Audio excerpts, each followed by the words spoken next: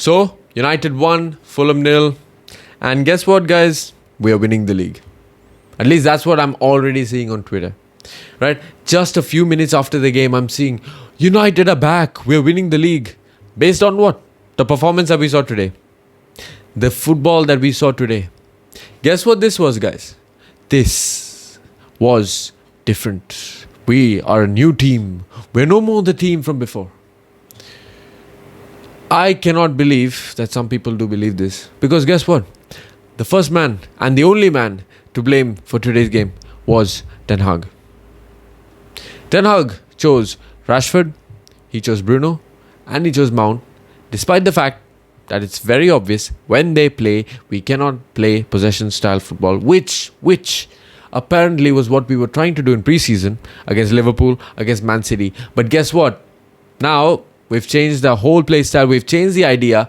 Now we're not doing that anymore, apparently. Anyways, that was the lineup. The lineup wasn't too great. Now let's get into the first thing that I want to discuss, the main thing that I've already alluded to. That is that the play style has changed. Let's be honest, many people, I don't know if you guys were like this, but I at least, when I saw we lost 3-0 to Liverpool, guess what? I was not worried at all. Because you know why? I saw some patterns. I was like, okay, you know what? I know we lost 3-0, but we were definitely the better team. We deserved to win that day, even though we lost 3-0. They were clinical. Liverpool were clinical. We weren't. And that's the only reason why we lost. However, this time against Fulham, we were back playing this gung-ho football that we were playing last season. Just launch the ball, long balls to Rashford, and before it was Ahmad. And let's hope for something great. Anyways, you know what? Forget all that. Let's take it back. Why was Bruno playing false 9 again? Because, let's be honest, when Zirkzee came on, he looked fit enough to have started. So, why was Bruno Fernandes playing false 9? He's a false footballer, if you ask me. He is not a good false 9. He's not a good 10. He should be sitting on the bench. However, Bruno Fernandes started. He was the focal point. We could see everything that was happening was for Bruno Fernandes. Now you're telling me Zirkzee couldn't have started over Bruno Fernandes for the performance that he put in. Because if it's that stupid football that we used to play, if we are playing gung-ho football, then Bruno's probably a decent option. But guess what? I thought we were going to change from that. We were not doing that anymore. That was in the past. But looks like it's not, isn't it? And let's talk about Mason Mount and what his impact is. What does he do? What is the reason for putting Mount in? Do not say pressing, because if you're talking about the pressing that I saw today, that is just like a headless chicken. It's the exact same thing Bruno Fernandes does. What does Mount give that is different to Bruno Fernandes? And the same thing I would ask about Bruno Fernandes as well. What does he give that Mason Mount doesn't give? Now, if you have two players as equally bad as each other, why do you play both of them in the same team?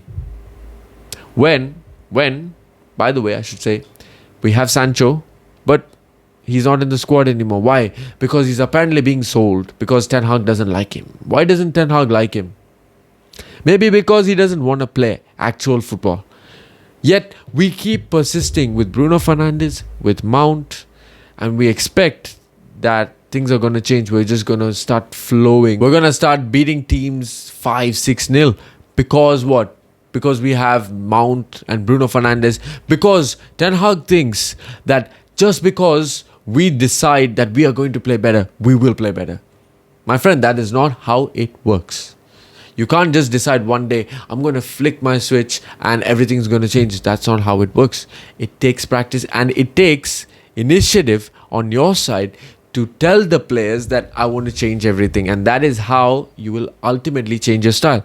It's not going to change in one day. And most importantly, play the players that are suited to that style. I'll be honest, I know De Ligt didn't start. I wanted De Ligt to start.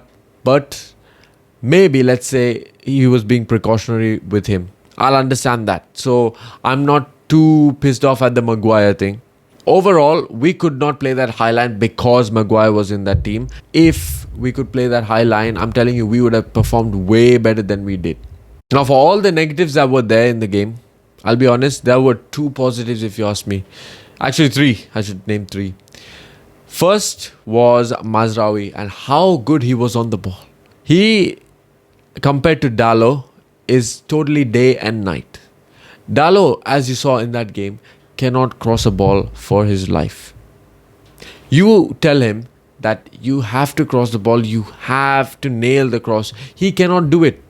But even in his link play, he's not as good as Mazraoui is. Mazraoui was on the ball, he was taking initiative, and he was very smooth with it as well. I can see exactly why Ineos decided to buy Mazraoui. Because he is the guy for just, 15 million pounds net. That is a bargain. He's 26 years old? So we still have another 3-4 years to get out of him. And if he's going to perform at this level, if he's going to perform even better, I'm welcoming him every single day. And let's talk about another positive. The number 2, Casemiro today was exceptional. Casemiro from deep, right? He was controlling the play and he was actually taking initiative. He was trying to push himself forward. He was throwing himself at every set piece. He was getting on the ball and in fact he was creating chances as well. This is the Casemiro we want to see. In fact, he is not anymore a 6. He is an 8. Casemiro is playing as an 8. Kobe Mino is playing as a 10. You can see that as the game pans out, everybody is fitting into their position, into what they really are, and not what Ten Hag is putting them as. Ahmad is an amazing right winger. Amazing right winger. Casemiro is an amazing 8. He's not a 6. He's not a lone 6, which is probably why we are going after Ugarte. And depends whether we get him or not.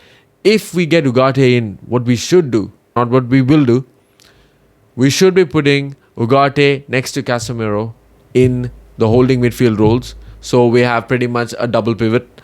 And then we have Kobe Mino as the cam. We drop Bruno Fernandes. We drop Mason Mount. We play Kobe Mino as the cam.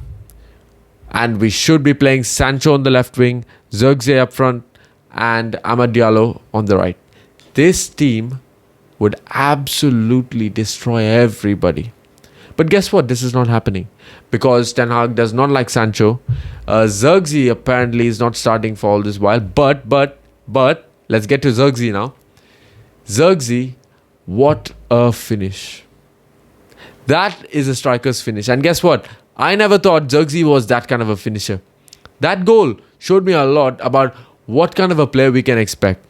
To nail it, right? To nail the finish, that was amazing. To find the bottom corner, I was very impressed when I saw that finish. I was like, okay, so now I understand what Zirkzee is all about. Because that finish was one.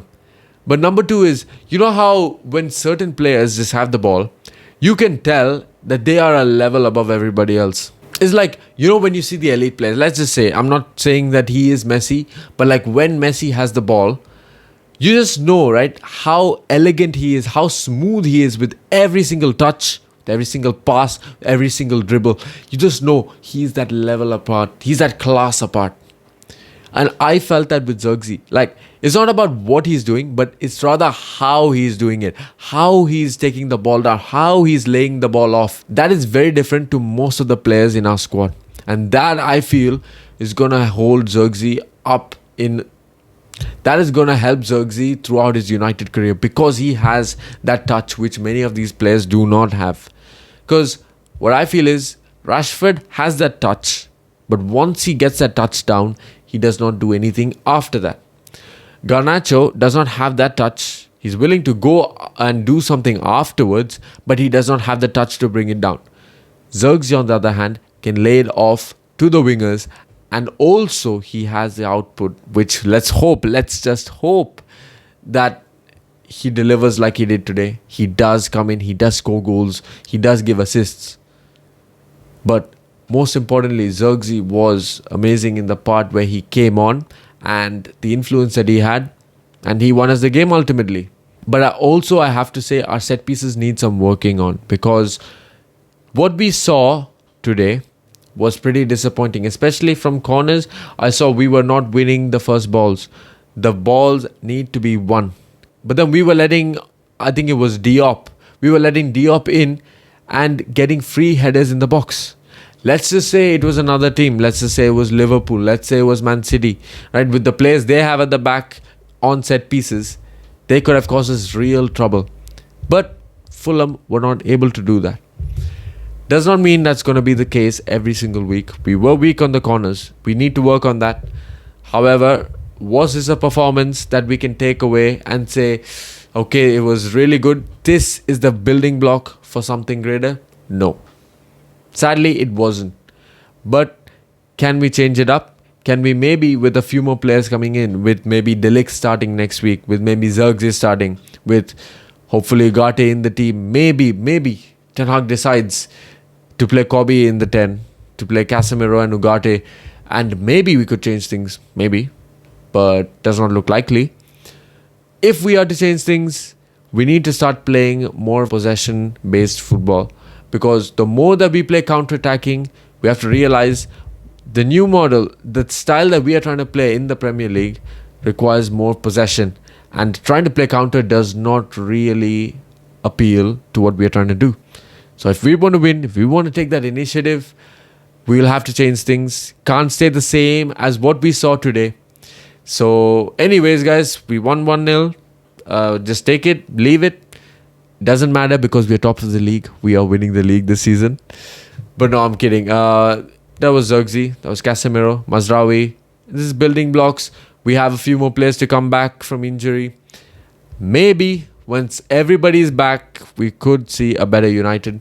On to Brighton next week. Let's see how that goes. That's also in the air. If we play like this, Brighton's going to smash us. Liverpool's going to smash us.